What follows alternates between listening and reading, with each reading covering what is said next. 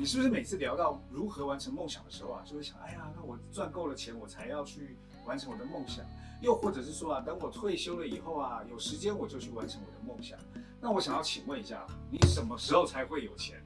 你什么时候能够完成你的梦想？你确定你能够活到退休的时候吗？所以啊，其实如果你真的是这么想的，我建议大家一定要去看这部电影，因为啊，你看完以后你就发现自己还不如电影里面这几个10几岁的小孩。九州新幹線さくらの一番列車がすれ違う時、奇跡が起こる。そんな噂が全ての始まりだった。母ちゃん、10月分の月謝袋。ごめん、忘れてた。父ちゃんどうしてる？好きな人とかできてへんやろな。大丈夫。しっかり見張っといてや。そのために龍之介は福岡についていったんやからな。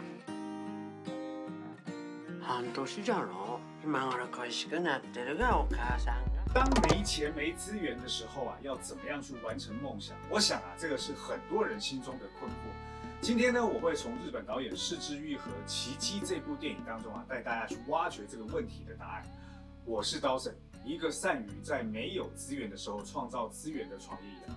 当你下次啊要完成一件事情，或是完成你的梦想的时候，如果遇到没有钱、没有资源、没有时间的时候，就一定要掌握今天我要给大家这个3个很重要的关键点哦。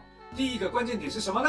第一个关键点呢，就是去了解你要达成这个梦想、达成这个目标所需要的条件与清晰度。第二个呢，就是为了要达到这个目标啊，你必须要学习着如何有创造力跟行动力。第三呢，就是当你要完成这个目标的时候，请你聚焦在目标上面，并且认知一切发生的困难、阻碍都是值得你学习的过程。为什么我会提出这3个重要呢？其实我们可以从电影里面啊发现一点眉目哦。在这个电影当中啊，其实那个哥哥跟他的朋友决定要去列车相遇的地方去许愿，然后他们一开始啊就去展开了一连串的计划。在这个展开计划的时候啊，其实就是完成我们第一个要讲的事情，就是了解达成目标所需要的条件与清晰度。你看啊，在电影里面，哥哥为了要去知道怎么去到那个地方，他们开始找地图，然后看要坐哪班列车，需要几天，他们就开始计算，哇，我要多少的车资，我要多少钱。好，那这个就是他们了解完清晰度，看完多少钱以后就知道啊，我有一个目标在那，我要怎么去达到那个目标。所以当我们知道目标在哪，想要完成一个目标，这些东西都了解清楚以后，其实有一个很重要的概念，就是当这些东西都有清晰度了，你就不会害怕，你就不会被大脑当中所谓的那些不可能给吓到无法行动。很多时候啊，人们不去做一个梦想的实现，通常都是在心中出现了一个疑惑，叫做哎呀，我觉得不可能，我觉得这东西太难了。可是如果你真的了解完以后，其实你就会发现，其实也没这么难。第二个点就是在达成目标的过程当中啊，需要创造力跟行动力。在电影当中啊，哥哥为了要去达到这个目标，去到那个列车相遇的地方，他们开始要筹钱。在筹钱的过程当中，哇，哥哥就运用了他的创造力，就是哥哥开始在观察，哪个地方可能会有钱。哦，他发现在贩卖机底下，很多人在投贩卖机的时候，钱会掉下来，掉下来以后就滚进去，也懒得捡。所以哥哥呢就到各个不同的贩卖机里面去捞这些零钱。在捞零钱的过程当中啊，他们其实就可以获得他们想要买车票的那些钱、那些财富。这里面给了我们什么样的启发呢？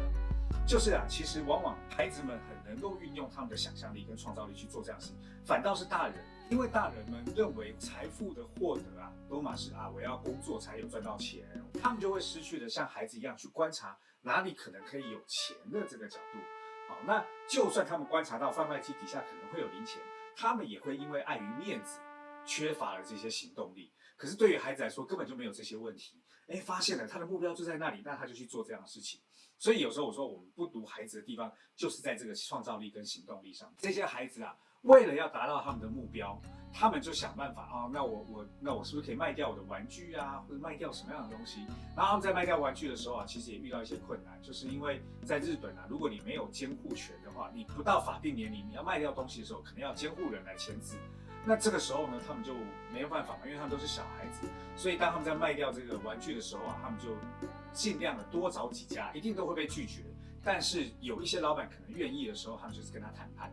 好，那谈判的过程就是，你价钱可不可以给我好一点啊？等等这些东西。你看哦，如果换到大人怎么做这件事，可能被拒绝1次、2次、3次就放弃了。